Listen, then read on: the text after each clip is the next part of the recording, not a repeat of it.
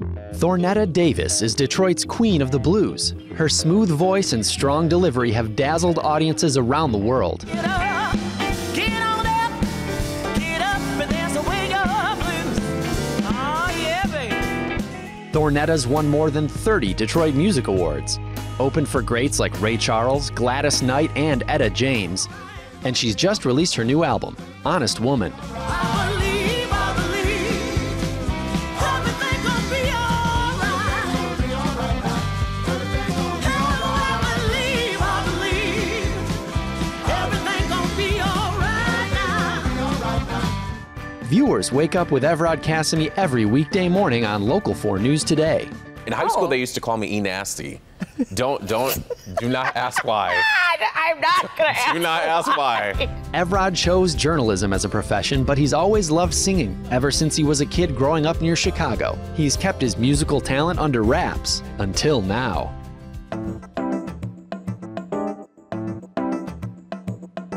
I can't really remember a time when I didn't love music. Music has always been around in my family. My parents started me in kindergarten early. At age 3, my father was the principal of the school and my mother was a teacher there, a private Christian school.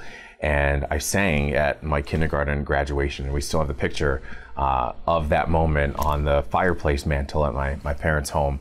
And it's just been something that I've done throughout my life just for fun. I grew up singing in church just like a lot of people did, and have just taken it from there. And I have always loved to sing for fun.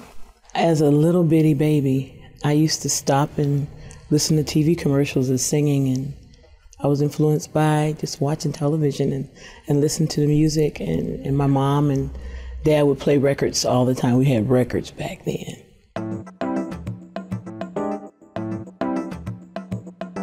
Nobody actually said, well, you sound really good, you know, until I got into high school.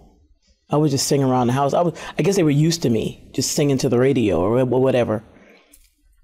And when I got in high school, my sister told me they were having a talent show for this work program that she was at. And she said, you should really audition. You got a good voice. And that was my sister, so. Did you get the part? I got to perform, yes I did. It was a talent show, so we were competing.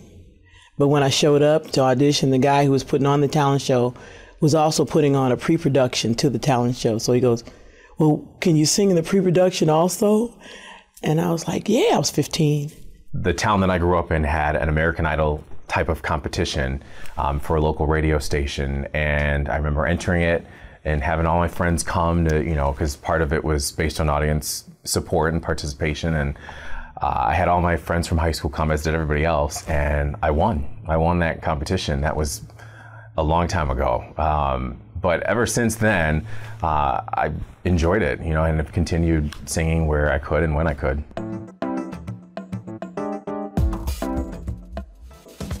There's a lot of them, from Michael Jackson. I mean, Michael Jackson has been a constant in my home ever since I was a kid. Every Christmas, my family would play the Jackson 5 Christmas album from beginning to end, and I knew and still know every single word, every single song, every single key change. And to me, really, it's really not Christmas without the Michael Jackson 5 Christmas album. But Michael Jackson, for sure. I grew up listening to Boyz II Men, Mariah Carey, Usher. Yeah.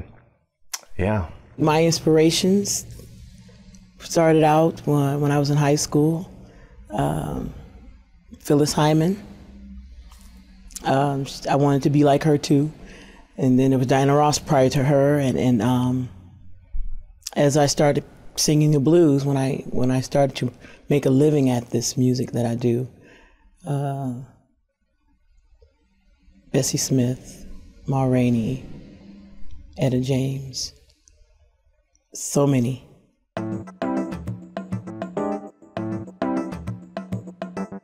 I was a single mom, and I'd been performing with a girl group called Chanteuse.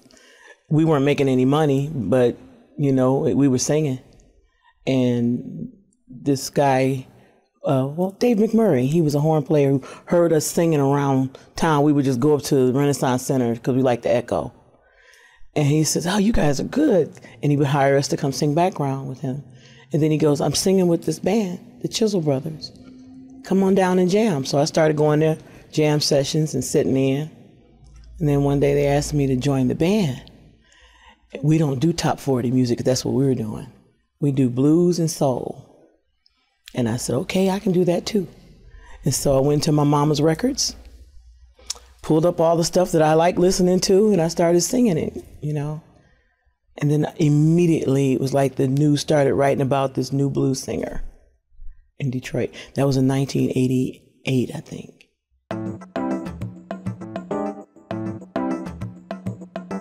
I have two. Can I do two? Sure. One, and don't laugh and don't actually judge me all you want. One, for obvious reasons, I would love to meet Beyonce. And I think anybody that watches the show knows that. But in terms of dead or alive, I would have loved to have met Michael Jackson. I would have loved to have seen him perform, period, live. Sadly, never got that opportunity. Just because of my family's history and love for Michael Jackson, you know, and being that we live here in Motown, I think that's fitting. I'd love to sing with Bill Withers. I love his music. I love his voice. I think a duet would be kind of cool with me and Bill. Yeah.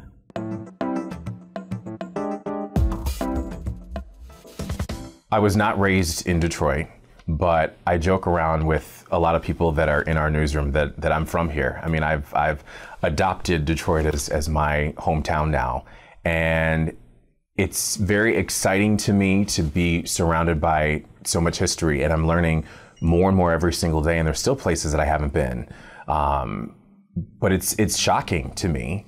And when I hear of Berry Gordy's house being on the market and seeing what it looked like and wondering of all the stories of people who've gone through there, and the Motown Museum, and, you know, a place I haven't been just yet, but knowing that there's so much history and that Michael Jackson, the Jackson 5 came here. I mean, I got to live one of my lifelong dreams here was to sit down with the Jacksons and to interview them. And I did that here in the Motor City at Motor City Casino Soundboard. And one of the big stories that I was challenged with, someone asked me what was an interview that I would really want to get while I was here. And I told them I would love to interview Aretha Franklin. And never, I mean, this was when I was brand new here, and laughed when I said it because I never thought that would have been possible. I know of her legacy and the history that she has, not just in the country, but all across the world, really. And little did I know that I would have not only gotten a chance to interview her, but have interviewed her many times and have seen her many times. And I consider her one of the greats. I mean, she is the queen. Oh, God. From all the different music genres, I've done some rock, blues, funk, jazz. Just being here from Detroit, you're going to experience that. You know, Detroiters love music. We don't just have one genre. It's not just about Motown.